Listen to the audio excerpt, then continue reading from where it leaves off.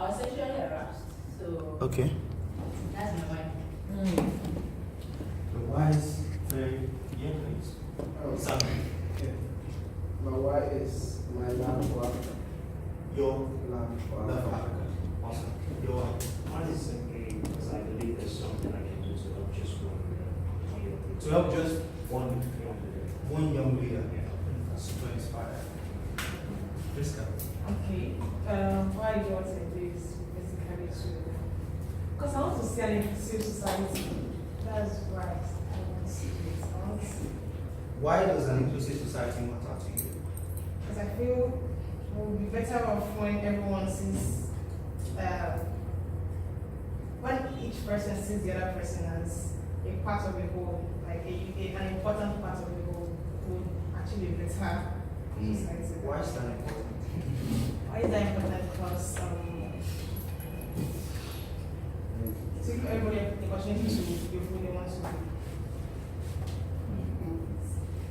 Why is it important that everyone has the opportunity to be? Who they want to be. Because everyone has a purpose for living and if denied. I want to just be that reason why everyone lives up to their purpose, whether because what's what I focus on is children with autism.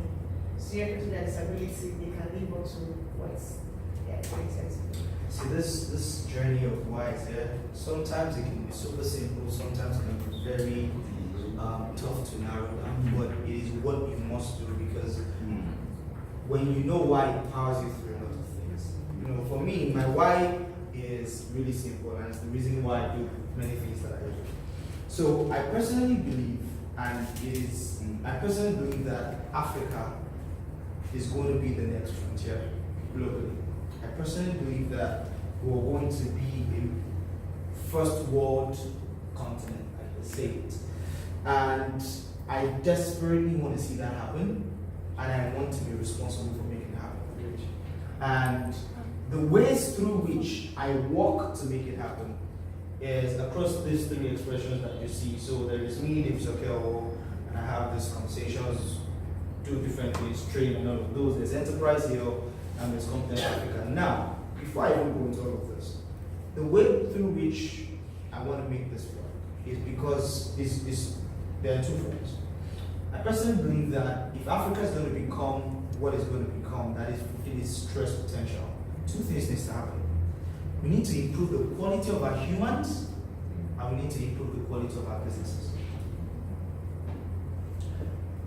Africa has very young, burgeoning population, but the quality of that population is very low. And the continent cannot develop beyond the quality of its human capital. It is just as simple as it is. I always reference this a lot. I reference it every time because it is a big part of my life. World Economic Forum Global Human Capital Index 2017 ranks essentially the countries of the world by the quality of the human beings that live in them. Norway was number one. It's a 130 country ranking. There is no African country in the first half. I think Rwanda is the first at 72.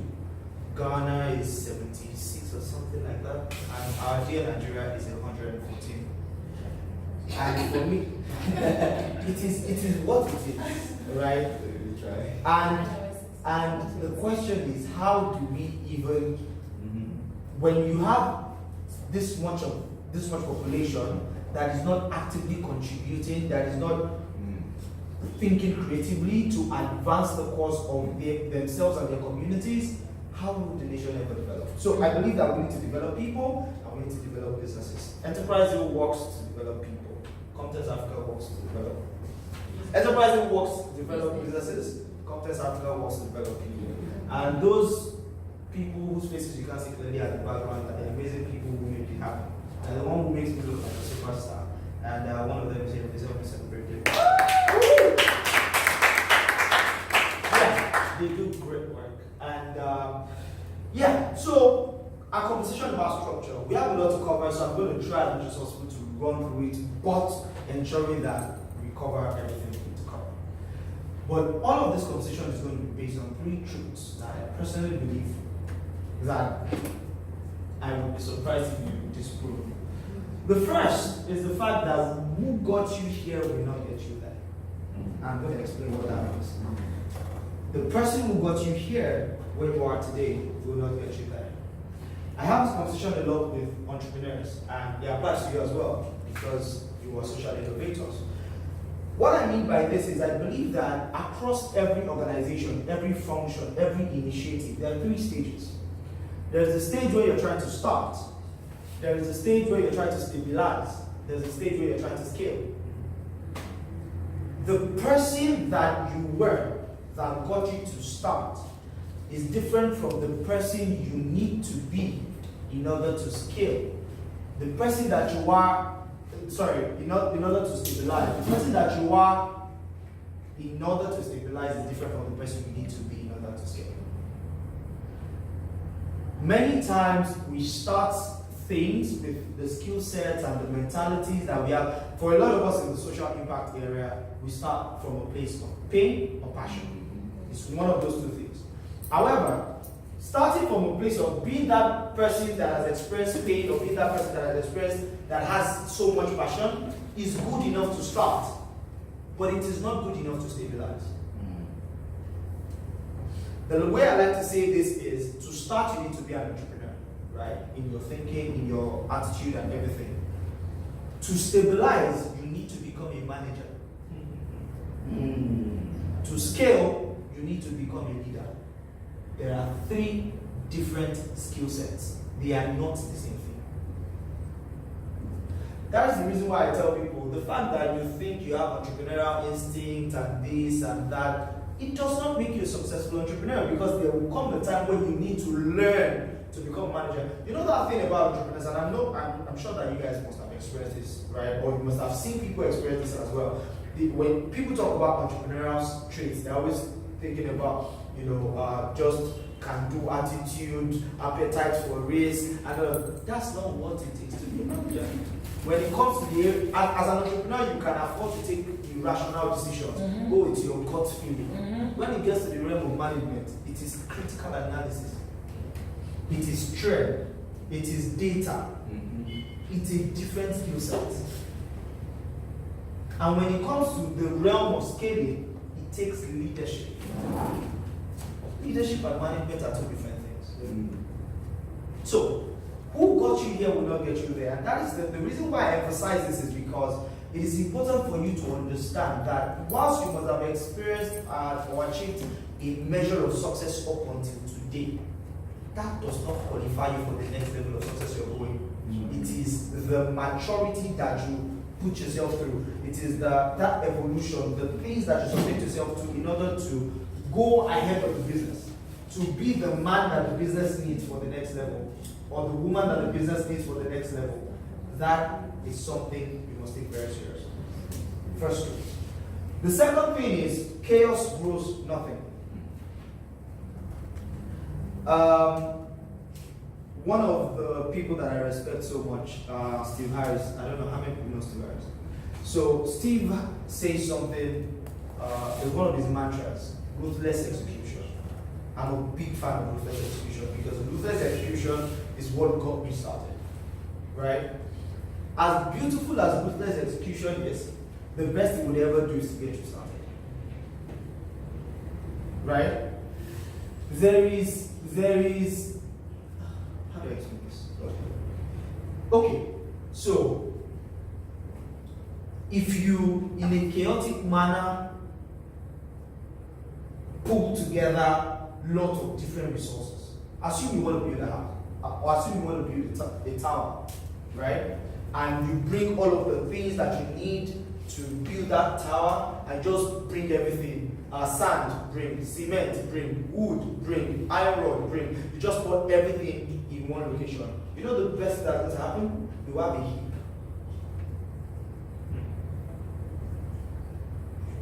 You want to build, you've executed, you've gotten all of the inputs that you need, you brought them together. The best you ever have is a heap. It is when you move away from that level of chaos and you move into the level of detailed, diligent planning, executed, that the heap begins to become a foundation. Yeah. Then it becomes a wall.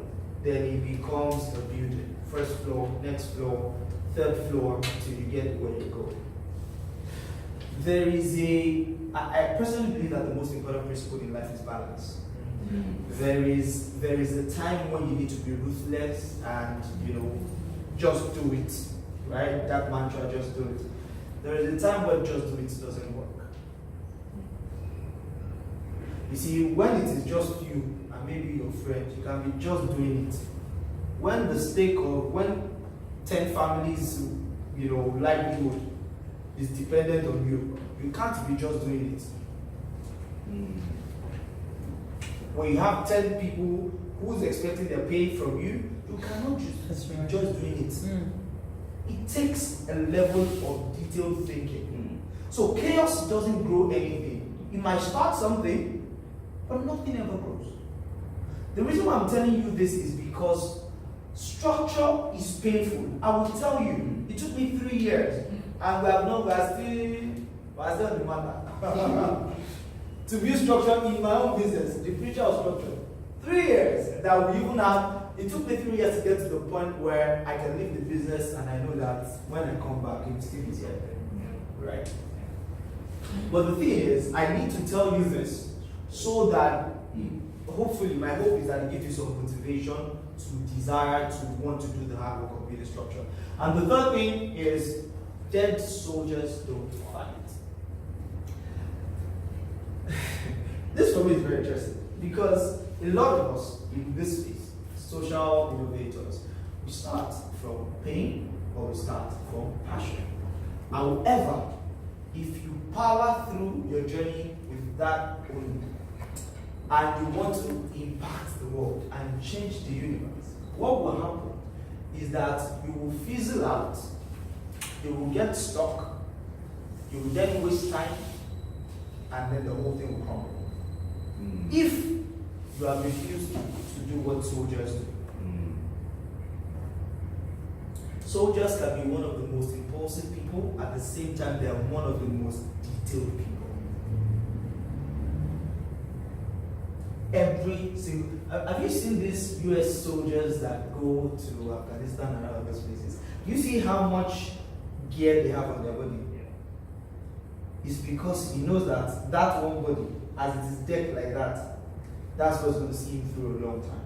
However, in that body, you will find food, you'll find protection, you'll find ammunition, you'll find clothing, you'll find baggage, you'll find telecommunication equipment, you'll find all of those things.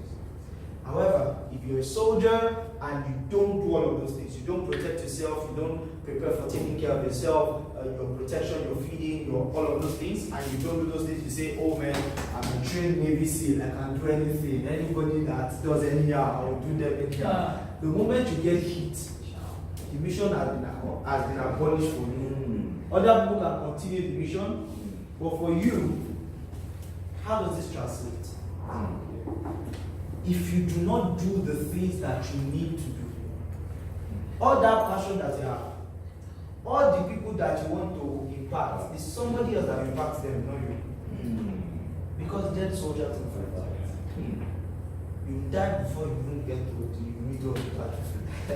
So this conversation is supposed to ensure that you don't become a dead soldier. Can I hear hoorah? Hoorah! That's like 20%. Can I hear hoorah? Hoorah! Okay, guys, so let's delve into structure. For structure, as far as I'm concerned, I from my experience and my learnings and my whatever it is that I've experienced in terms of structure, I feel that there are 5 planets. Why planets? Because I just like the name planets. So first, there's personality and purpose. That's the first area of structure. There's organization and people. There's legal and compliance. There's finance and data. There's operations and execution.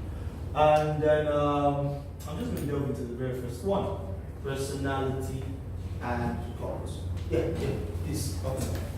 So I came with some workbooks too, because one of the things that I try to do at my training is I don't just like people going with to-do lists. I like them going with done lists, so that at least if you didn't enjoy me as a person, you can know that at least please know that I came to at least I have something that is done. I can check this one off my list that I've done. So first, when it comes to personality and purpose, what essentially this area of structure refers to is that you need to first define the purpose of the organization and, very importantly, the personality of the organization. Many of us might have at one time or the other defined the purpose, but I'm sure that not a lot of people are taking diligent time to define the personality. And in order to make this happen, right, there are quite a number of things. First, you have to figure out the why. Second, the mission, third, the vision, then the ethos, and then the model. First, the why. So what I was doing with Prisca. Sorry. Don't worry. Prisca. So what I was doing with Prisca earlier is one thing that it's a principle. It's called the 5 whys. Many times when you ask people to tell you their whys, what they tell you is not like the real deep why. But the thing is, when you ask why 5 times and they tell you one why and they tell them why that, the likelihood is you get to the real why before your 5th try or at your 5th try. So one thing I'd like us to do, I'm going to give us time to do that, is right now, or no, just do right now. On the workbooks that you have, there's a section there that talks about your why, right? Write down what your why is. It doesn't have to be perfect, it just has to be done.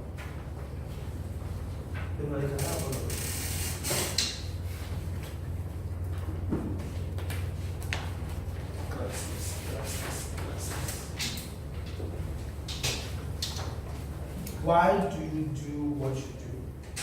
Now, if you, no, not if you, once you're done writing your why, just let me know.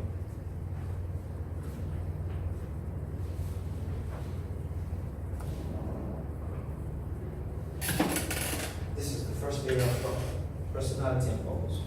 Why are you not writing already? You're writing your own writing. Why? You have to take the exercise. She's in class. Move forward.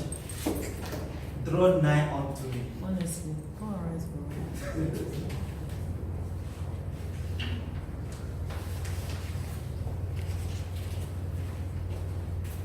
Your why by the way should not be more than 2 lines. And when you're done, you're going to read it out to me and I'm going to really question if that is really your why. So your why essentially will take 2 lines, I presume max. It should not be more than 2 lines. And then we're going to examine it to be sure that it is really the why. And then if I feel that it is not your why, I will ask further why questions till we get to the bottom of it. Is anybody done? If you are done, say you are done. Stop putting to your left and right. You are done. I mean, Yes. exactly. There. Yeah, so Sure. if my background can change, Yeah. children in the sub-community's background can change too.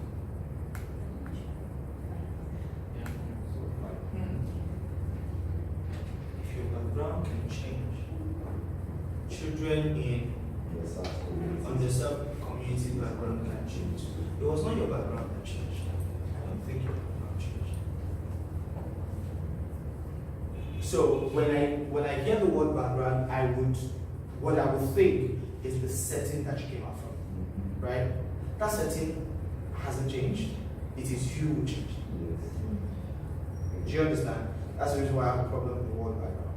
So, because the children in the underserved community that you referenced are still in that background that you came out from. So, it is not your background that changed. So, if your ex changed, you believe that X changed.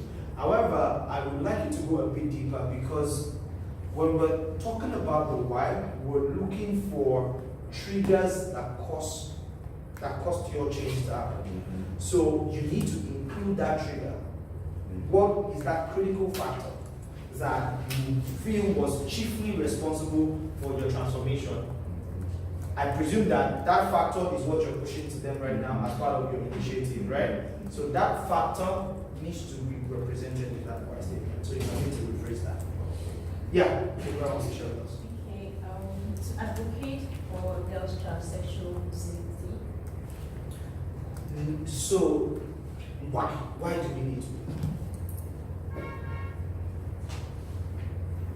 To advocate for for girl child sexual safety. for the girl child sexual safety. Why does the girl child need to be sexually safe? She needs optimal attention. She needs optimal attention in school. Like she needs to be focused. Why does she need to be focused in school? We're getting there. It's fine, we're getting there. It's a process. Right, don't you control it. Oh yeah, we're getting there. Why does she need to be focused in school? We're almost there. But she needs to have a better life. Now we're somewhere. Okay, so that is the real why. The thing is, so we believe that the girl child is a qualitative life, right? However, one of the major hindrances to girl children or girls having a qualitative life in this climate is that there is sexual danger, right? So we need to create sexual safety for girls so that they can. So what you're doing is a what? So we are trying to improve sexual safety for girls, for the girl child, so that they can. Yeah, so you need to figure out that. So tie the words into the so that they can. Make sense? Raphael. Okay, I think my concept which we write one. Shoot. Okay, so the first one, like I said before, I believe there is something. If you think you found like the root one that I just explained to, I'll just give it to us. I don't. Okay. Shoot. That's fine. Just shoot. Alright, I said I believe there is, that's first answer to the question. I believe there's something I can do to help just one African leader. Okay. Yeah, and the next why. Because there is so much complaints about bad leadership in the continent. Yeah. Then the next why, because we haven't gotten our values right as a people. The next one, we do not have a proper leadership educational orientation system in place. So if you have a proper leadership education system, what would happen? We would have a more productive. We'll have more productive people. Yeah. So that for me is something I can hold on to as a reason to wake up. Africa needs more productive people, and I believe that I can do something on a daily basis to help one African become a more productive leader. Right? Again, I'm not digging too deep because we don't have a lot of time, but that's something we can start with. The why is, as a continent, we need more productive people. Every other thing can be tied to that. So we're doing this and this because we need Sammy. My wife are four. Yeah. The first one is I believe that 4 whys are very confusing. We always find one. one is the one. Yeah, shoot. I believe Africa is in the hands of the younger generation. Okay. The second one is I lost a friend as a result of youth delinquency. Off. Youth delinquency. Okay. The third one is to bring out the change agents that need to come out in the younger generation. Okay. And the fourth one is we can change Africa the Pan-African way. Okay. What was the first one? I believe Africa is in the hands of the younger generation. I think that the fourth one sounds more like a why to me. The first one. The fourth. Because I see something in there that can keep me up in the morning. I see something in there that will be the basis of my conversation on social media. I see something in there that will be the basis of the work that I do. I see something in there that will become the filter that decides what I do and what I don't do. We can change Africa to Pan-African way. Subject to My refining. worry is the Pan-African way Yes, requires a clarification every time he speaks. exactly. Exactly. So if we go, I don't know.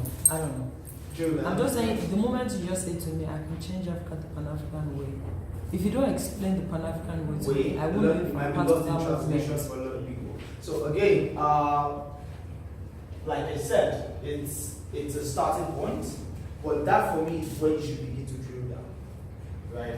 Maybe as opposed to using that term, look for an expression or a phrase that represents what that way is like, and just go a bit deeper. But again, the most important thing is to find the real reason why we're doing things. So I can, like I told you earlier, I can sum up all that I do with my life, right, is based on one thing. I strongly believe that in my lifetime, I will experience Africa as a first world continent. End of story. I know, so it shapes every single thing. It determines the opportunities that I take and the opportunities that I don't. Crystal, shoot. But I didn't copy your first one continent. It's already written here. It's perfect. That's it. Okay, so the first thing I wrote, there's no link between the first and the second. I'm not sure there's a link, but let me not say I it. still have a lot to do, guys. But yeah. To be a bridge between a hidden country and a first class world, where everyone is an important part of the whole. Where everybody is an important part of the whole. Yes. It's a very powerful phrase. Then, the second one is to achieve an inclusive society where everyone counts, irrespective of their disability, their mental health, or environment. Okay. Still related. Yeah. Shoot. That's it. correct. What? That's what I wrote. Oh, okay. So I really like, so both with the first one and the second one, I see that importance of everyone is an important part of the whole. And for me, that is what you need to drill down on and focus and refine. If we have time at the end, we will come back to it. I think there's any, ma'am. Alright. Yeah, shoot. How should you want to do?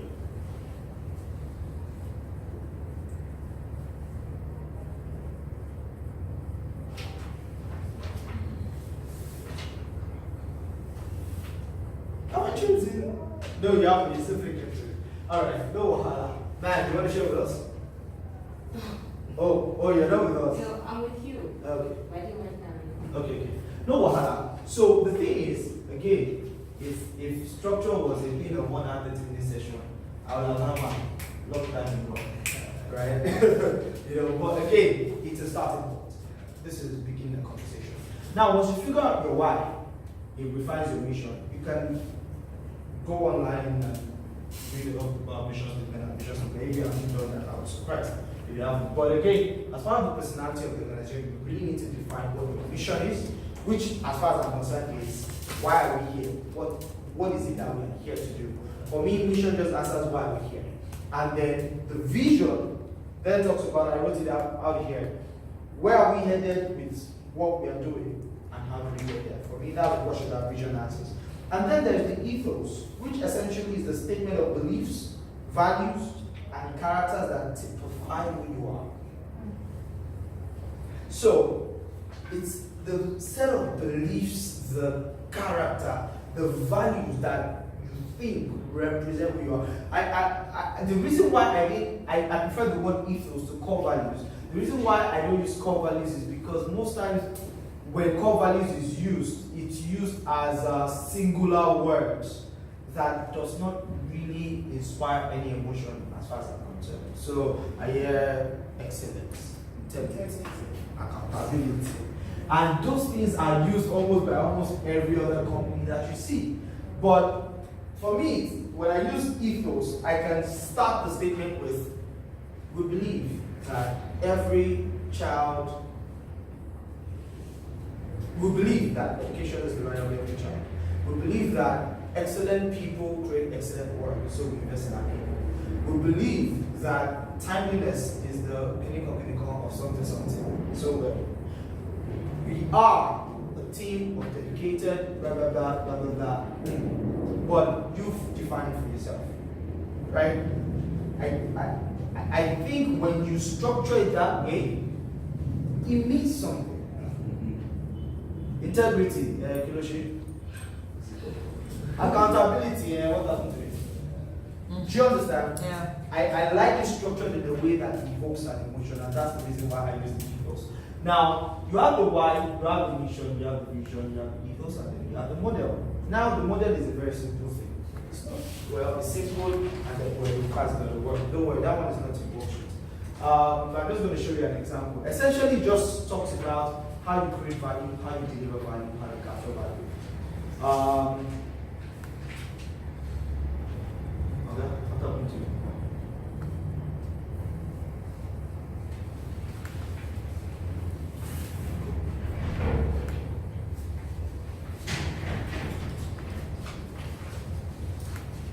Okay, so what I've tried to do here is, for the sake of time, because obviously we can't go through all of this, is to try to use an example of Competence Africa. So this is this is a social model canvas, social business model canvas, right, for people in the social sector.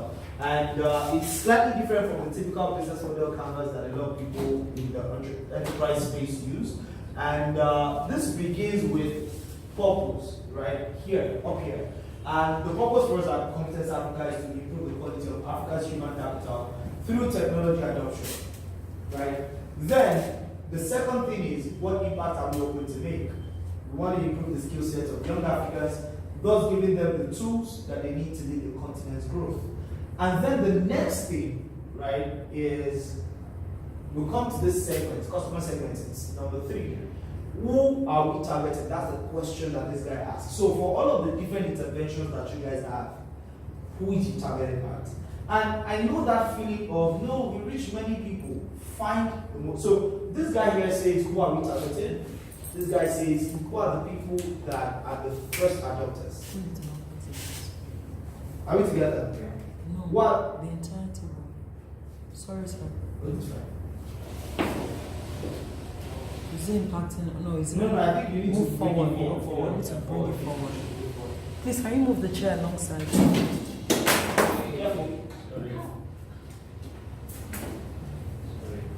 Still just so deep, move forward. No. Fantastic. Awesome. Yeah, that's better. Okay, so 16-year-old Africans, 16 to 30-year-old Africans are the people that we're targeting primarily. However, our first set of people that we're going to focus on are early adopters and Nigerian university students. That's where we're starting from. We could go and meet 16 to 30-year-olds in many other areas, but early adopters, this is where we're starting with.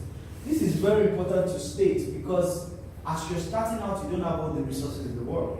So you really need to find out the smallest places, the easiest places for you to start where you can create your impact, where you can start telling your story, right?